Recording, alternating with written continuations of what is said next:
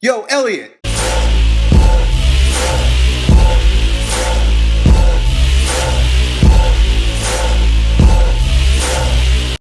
So we got a really good question from a boxer.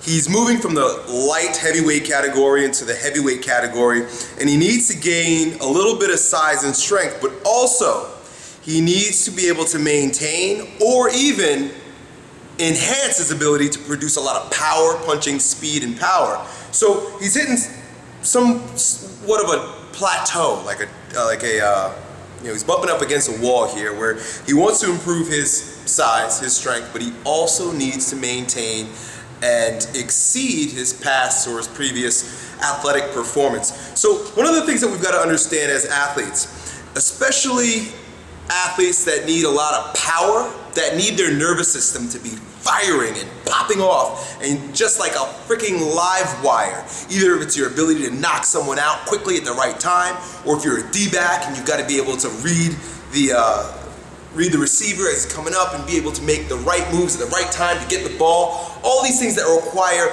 a really primed nervous system. Is that you're going to go through phases of training. You're going to go through what I'm going to call ox and cat training. Ox training is just like it sounds. You train like a freaking ox. The entire point is to build some size, strength, and to a degree more of a strength speed. You know, you never want to become so tied to the ox training that you lose your ability to explode. But it's more of a maintenance during that time. During your ox training, you're doing a lot of heavy weightlifting, maybe even some bodybuilding, right? That's going to build your foundation. And you always want to be able to increase that foundation, especially if you're moving up weight classes or you're in a sport where you need to maintain some size. But there's a diametrically opposed type of training, a complete contrast of training that you're going to need to implement in your program. You're going to need to phase it in, and you're also going to need to use it strategically right before you're going into your fight or into your season, and I call that cat training. There are a ton of differences between the two, but the analogy of a cat gives you the idea of exactly what you're going to do in order to produce that power. If you watch what a cat does, if you have a cat and you watch your cat around the house, it lays down and fucking sleeps all the time, right? It just sits there, and every once in a while it cracks its eyes open, or you'll see its ears twitch, right?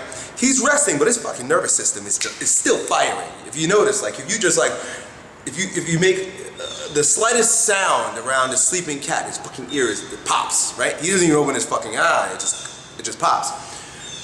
So what the cat does is he lays dormant and allows his nervous system to gather strength, and then he gets up, does a little stretch, and he explodes. He's running around the house chasing his fucking tail. He's chasing something that is on the wall. He's chasing like some dust. He's climbing up on stuff, jumping off, jumping back up, climbing up, spinning around. He goes nuts for about 15, 20 minutes, and then he lays back down, takes a rest. He explodes for very short periods of time in the most erratic fashion possible, and then goes back to sleep. So as an athlete, your cat training is going to look like taking lots of rest, right? Now, you can't do cat training to the same volume and frequency that you do strength or even bodybuilding training. And you know this is true because you watch the cat. The cat can't do that all day long. There's no way that he could run around like a maniac. There's no way that you can train for power and speed at the rate that you would need to in order to enhance your athletic performance if you're doing the shit all day long. You gotta be like the cat, you gotta rest. A lot of rest is very important during cat training. You've gotta set aside the ideas of the ox and you've gotta adopt the ideas of the cat. The other thing is that he's moving very fast. So if you need to increase your punching speed, right? During this phase of cat training, you're not going to be training like an ox very much at all, maybe once a week. But then you're going to take short periods of time where you're completely stimulating your nervous system in such a way that it becomes a live wire. You want to get up after your long rest and nourishing your body properly, go to the gym, and really just work the hands as fast as you can. 10 seconds at a time, maybe 15 seconds or less than a minute, right?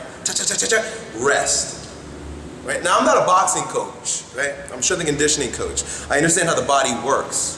But I guarantee you that if during this time of cat training, you treat it like you're a cat, give your body the amount of rest that it needs to recuperate the nervous system's electric responses, and then explode at small intervals throughout your day and throughout the week, dude, you're gonna not only get bigger because you trained like an ox in your periodization and used it properly, but then you take that extra size and strength and you become a big, massive, explosive, fast, dynamic, agile cat.